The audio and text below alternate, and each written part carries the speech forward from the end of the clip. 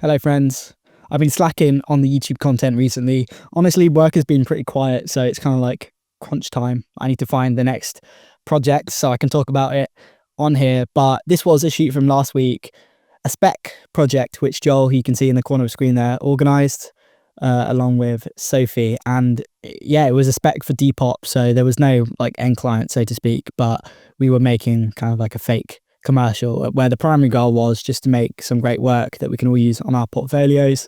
And I was really interested in getting involved because I get to practice lighting different scenes. So we had 3 locations. We ended up pretty much shooting it all in one day. This was when I just arrived in Reading, where we were shooting at Joel's house, trying out some like quadruple diffusion on the first day. You can see the light was really flattering. I just ordered that little MC light, which you can see on top of the TV, replicating that TV effect, which looked really good when the footage had been graded and shadows had been brought down. It was just like a little bit of texture on the shadow side of his face, which I really liked. I might do a little follow-up when the commercial's released so I can just kind of share all the footage on here. I don't normally get that privilege, where I can talk about all of these setups again and look at the final frame so I can show you what we did. I meant to say, all of the BTS, which looks professional, was shot by Barnaby Cole. Barn actually brought his camera along and shot some nice looking stuff compared to me, where I just run around with my phone to capture things. This was the next day where we shot some inserts because we didn't have the actor on the Thursday. So I was actually trying something out with this slit of light, which I kind of discovered by accident. I pulled back the diffusion material on Joel's little 60 watt Godox light, and from the silver reflective material on the inside, it was kind of casting this streak of light. I'll show you it in a second, but yeah, it just added some visual interest to this insert shot. I'm so used to having like a base to light. When I had to light this one little corner of the room and make it look interesting and textured, it was quite a challenge because you're using all the same principles, but normally as long as you get the face, like when you get the face right, everything else is just kind of like practicals and stuff. Whereas this was like, okay, how can we make this look really good? And I'm really happy with how this turned out. I think we were meant to get 2 or 3 inserts, but we ended up focusing all of our energy on this one. You can see we got the neg just like taped to the wall. That's what I was talking about with the slit of light, which I might actually try again in future. Or another idea I had was little strips of tin foil or something DIY like that could achieve a similar effect. You'll also see, I forgot to talk about it, in the first setup we did at the start of the video, Joel suggested using a little mirror, and I bounced my 60X into that, and we got this amazing streak of light along the floor. So I think we're both talking about using soft and hard light, often having the hard light kind of hitting objects in the scene or the body of talent. So finding an in-between where you can light the talent with really nice soft lighting and then get some visually interesting streaks of light and accent lights is great. You can see this is feed from the camera, just toggling all of the lights on, and yeah, it's great. Obviously that's like ungraded, but just showing you, we got the little MC behind the TV there to kind of carry on the light from the lamp on the right side of the screen, and then we had the F22 panel bounced into the top right of frame, which was then kind of casting, kind of like backlighting the whole scene. We are shooting in the forest today. It is not ideal weather, but this forest is beautiful. There's these like pine trees, all of this moss, and there's this like haze. You can't really see it very well where I am now, but this beautiful haze like settled. You can see in the distance over there. I mean, look at that. That's ideal. Because Joel was going for like a punchy, contrasty look, I didn't really do much by way of bringing in bounce and kind of doing anything with lighting outside. The fog was amazing, just giving us loads of depth in the background and kind of leaning into that like dramatic kind of style we were going for.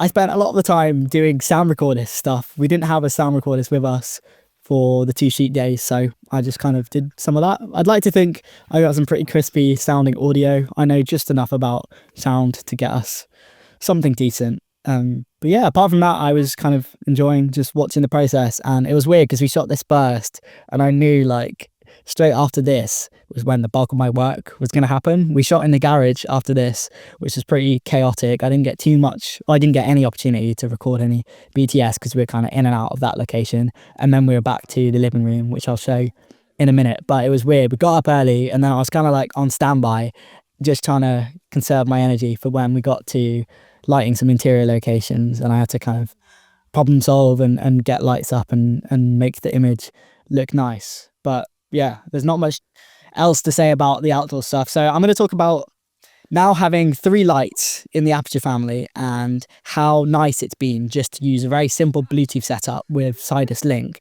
for all of the interior stuff. I do this with my own transmitter as well, but Joel had a slightly nicer set of transmitters, which was good. So I could just pull up a higher definition image to what I'm usually used to working with, and Sidus Link next to it. So I could toggle on different light fixtures and kind of learn from where I put them in real time, if that makes sense. Because often I don't get the chance to look at the frame, but being able to have all of the lights connected and see exactly how they're affecting the image is a really great way to learn. And that's why I tried to include that in this video as well. That's the best way to learn about lighting. You can see individually what all the lights are doing. Often when you're like, if you're sparking on a bigger project, for example, you're running around doing stuff and then you see the end frame, but you don't see each of the lights toggled on because it all kind of happens very quickly, simultaneously. So I find that really useful and just like very practical. Like it means I don't, especially when there's a light in a place that's hard to get to, like a backlight clamped up somewhere high, or got the little MC hidden behind that TV, for example, where I can easily get to it. It just saves so much time, and especially when you're working with like shooting something for DP and they're asking to bring the level down of something, you can just very quickly and easily do it. Obviously it's not like a pro DMX setup, but it does the job for the type of shoots that I work on. I just paused the recording so I could extend these clips a little bit and yap for a little bit longer about the setup in this scene. You can see I'm just shining hard light into the back of our talent's head. I've started to do this with especially my harder light fixtures, just so I can aim precisely where I want the light to hit, and then you can see I then diffused the 60 afterwards, so I know exactly where the light's hitting, and then I bring in the diffusion. And you don't have that privilege with a lot of these light fixtures. You can see we had the same thing with the TV light. We brought it forward just a little bit to get a little bit more level. I think I had that at like 30%. It was really subtle. And then you can see our main key light again. Joel proved me wrong. I said, look, there's already 2 layers of diffusion on it. We got our grid on there. That's like the most I can put on it. Like after diffusing the key again isn't going to do that much. But especially because we were shooting a 4:3 aspect ratio, so that gave us even more room to get the light in closer.